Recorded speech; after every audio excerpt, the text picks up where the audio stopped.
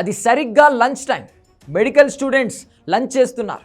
వారెవరూ ఊహించలేదు గాల్లో వెళ్ళే విమానం వచ్చి వాళ్ళ మీద పడుతుందని. ఏం జరిగిందో తెలిసేలోపే పాపం వారి ప్రాణాలు గాల్లో కలిసిపోయాయి. ఎయిర్ ఇండియా విమానం బీజే మెడికల్ కాలేజ్ హాస్టల్పై పడడంతో విమానంలోని ప్రయాణికులతో పాటు హాస్టల్లోని విద్యార్థులు కూడా చనిపోయారు. అప్పటి వరకు అందిన సమాచారం ప్రకారం 20 మంది చనిపోయారని అంటున్నారు. అప్పుడే లంచ్ టైం కావడంతో డైనింగ్ హాల్లో లంచ్ చేస్తున్నారని, ఆ సమయంలో విమానం వచ్చి పడడంతో వారు చనిపోయారని చెబుతున్నారు. ఎయిర్ ఇండియా విమానం అహ్మదాబాద్ ఎయిర్పోర్ట్ నుండి టేక్ ఆఫ్ అయిన నిమిషాలకే కూలిపోయింది. అయితే ఎయిర్పోర్ట్ కాంపౌండ్ దాటాక చాలా దగ్గరలో ఈ బీజే మెడికల్ కాలేజ్ హాస్టల్ ఉంది. ఎక్కువ దూరం వెళ్ళకముందే విమానం కూలిపోవడంతో అది ఆ హాస్టల్ మీదే పడింది. జనరల్గా ఎయిర్పోర్ట్ రన్వే నుండి 150 మీటర్ల దూరంలో కట్టడాలను అనుమతిస్తారు. అయితే హైట్ మాత్రం రెస్ట్రిక్ట్ చేస్తారు.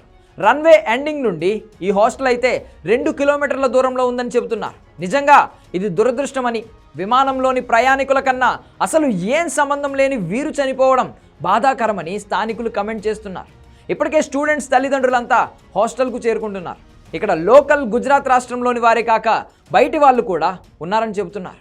మెడికల్ కౌన్సిలింగ్లో సీట్లు దొరికితే ఇక్కడకు కూడా ఏ రాష్ట్రం వారైనా వచ్చే అవకాశం ఉంది. చనిపోయిన వారి డీటెయిల్స్ అన్నీ తీస్తున్నారు. అవి వస్తే కానీ ఎవరెవరు ఏ ప్రాంతానికి చెందిన వారో తెలుస్తోంది. మరోవైపు హాస్టల్లో ఉండాల్సిన వారు ఎవరు, ఎంతమంది, ప్రమాదంలో ఎవరు చనిపోయారు అనే లెక్కలు తీస్తున్నారు. ఎవరైనా మిస్ అయితే వారి గురించి వెతికే పనిలో ఉన్నారు. ఇప్పటికే గుజరాత్ వైద్యశాఖ మంత్రితో పాటు సీఎం సైతం మెడికల్ కాలేజీ నిర్వాహకులతో మాట్లాడారని తెలుస్తోంది.